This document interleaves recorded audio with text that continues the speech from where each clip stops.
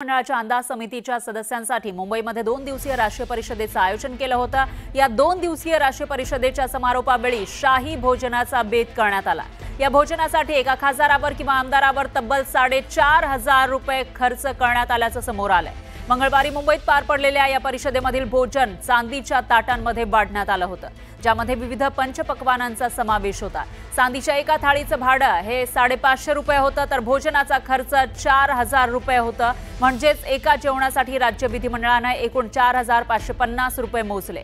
अर्थसंकल्पातील तरतुदींचं उद्दिष्ट साध्य करण्यासाठी काटकसरीच्या शिफारसी करण्याची जबाबदारी ज्या अंदाज समितीवर असते, त्याच समितीच्या सदस्यांसाठी अशा प्रकारे चांदीच्या ताटात भोजन देऊन सार्वजनिक पैशांची उधळपट्टी केल्याबद्दल आता प्रश्न उपस्थित केले जात आहेत।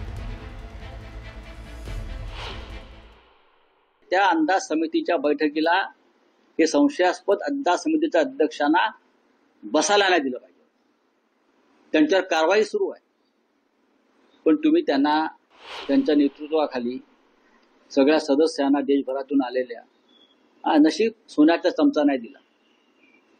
चांदीच्या ताटामध्ये सोन्याच्या ताटात चांदीच्या पाटावर मोत्याचा घास तुला भरविते म्हणजे मिस्टर भ्रष्टाचार मुक्त लढ्याचे नेते फडणवीस हे त्या सगळ्या सदस्यांना मोत्याचा घास भरवतात, हे चित्र आम्ही फक्त काल पाहिलं।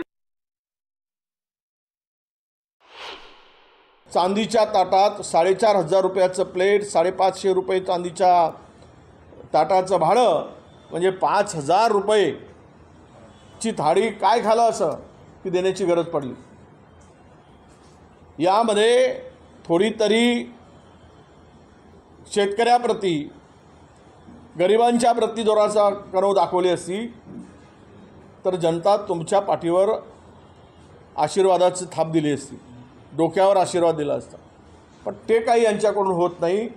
हे लुटारूंचं सरकार आहे। लुटारूंची टोळी राज्याला लुटण्यासाठी बसलेली आहे आणि त्यातूनच हा बळेजावपणा हा दिसतो आहे। आणि हे काही राज्य प्रगतीकडे नेण्याचं लक्षण नाही, तर हे आत्ताच्या स्थितीमध्ये राज्य अधोगतीकडे नेण्याचं लक्षण आहे, असा आमचा स्पष्ट आरोप आहे।